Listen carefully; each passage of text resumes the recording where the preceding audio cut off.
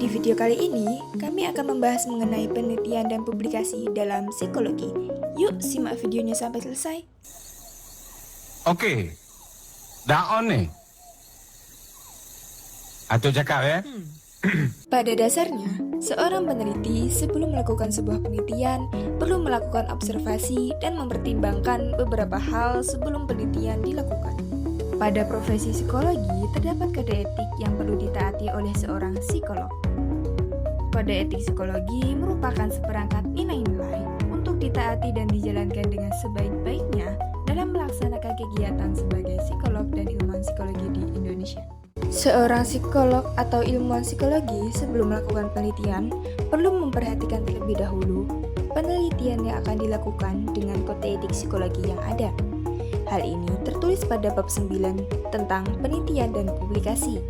Pada bab ini menjelaskan mengenai kode etik yang harus diperhatikan oleh psikolog atau ilmuwan psikologi sebelum melakukan penelitian. Pada bab ini terdapat beberapa pasal.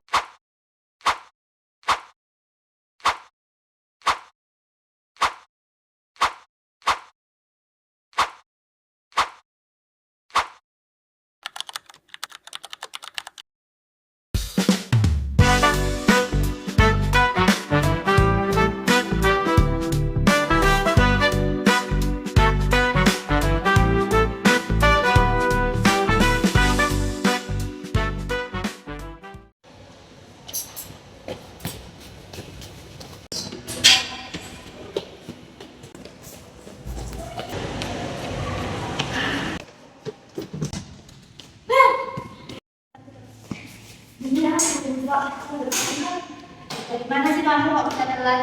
Orang kita mau ngadain visioner kok bisa kamu telat kayak gini? Iya ya, maaf. Iya. Tapi ngomong-ngomong, katanya persenjataan kita cuma 3 ya? Padahal kan harusnya 10. Aduh, gak apa-apa Wen. Nanti kita bisa cari kelas lain atau rekrutmen dari anak luar. Gimana kalau kita isi sendiri aja kuesionernya? Alah, cuma 2 lembar doang kan? Gak boleh Wen, di dalam kode etik bab 9 pasal 50 itu merupakan pelanggaran manipulasi data. Dan kita kalau misalnya manipulasi itu bisa dapat pelanggaran berat. Ya elah, lagian kan biar datanya cepat selesai. Lagi pula, datanya juga cuma sedikit. Mau sedikit mau banyak, yang namanya manipulasi itu tetap manipulasi Wen. Assalamualaikum. Maaf Kak, saya yang ikut partisipan penelitian. Terima kasih banyak Kak Dina sudah mau menjadi partisipan kami. Sebelum memulai menjadi partisipan, saya jelaskan dulu hak dan kewajiban sebagai partisipan ya. Melanie pun mulai menjelaskan beberapa hak dan kewajiban yang didapatkan oleh partisipan. Namun, Weni mulai bosan. Jadi kakak sudah paham? Iya, paham Kak. Kalau begitu kakak bersedia yang menjadi partisipan kami. Kalau begitu silahkan isi di sini Kak. Partisipan pun mulai mengisi lembaran yang diberikan oleh peneliti. Namun, ekspresi Weni mulai terlihat kesal. Kak, sudah.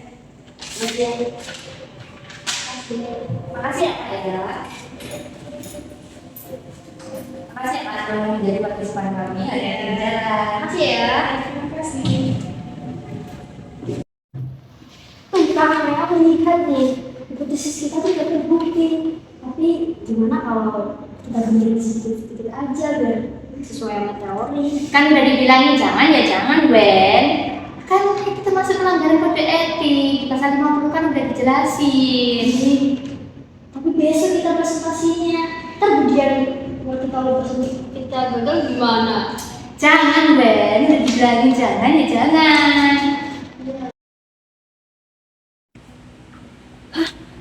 Apa maksud dari anak-anak itu?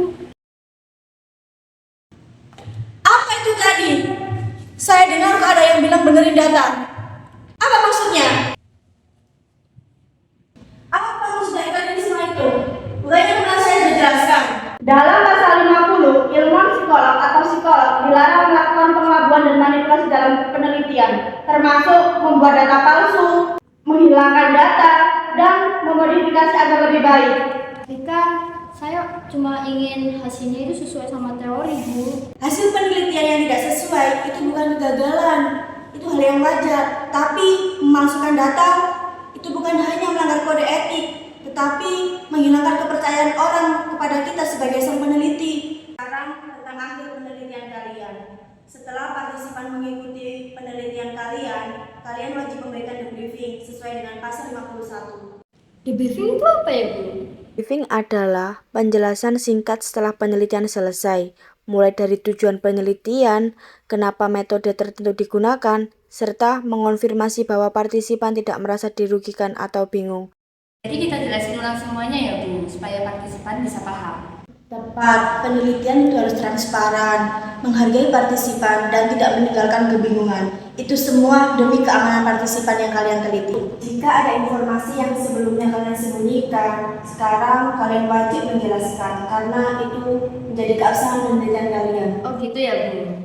Maaf ya, Bu. Maaf ya, Mel. Tadi itu aku panik, soalnya takut kalau penelitian kita ntar jelek hasilnya. Gak apa-apa weh, namanya kita juga belajar bareng-bareng. Soalnya tadi aku nggak kepikiran banget soal etika, tapi sekarang aku udah ngerti, Bu.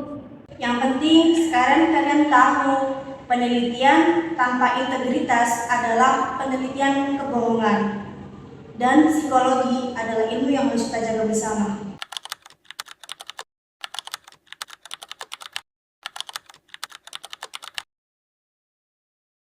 Berarti semua hari ini kita harus selesaiin data apa adanya dan langsung debriefing ke semua partisipan. Nah gitu dong, itu baru peneliti sejati.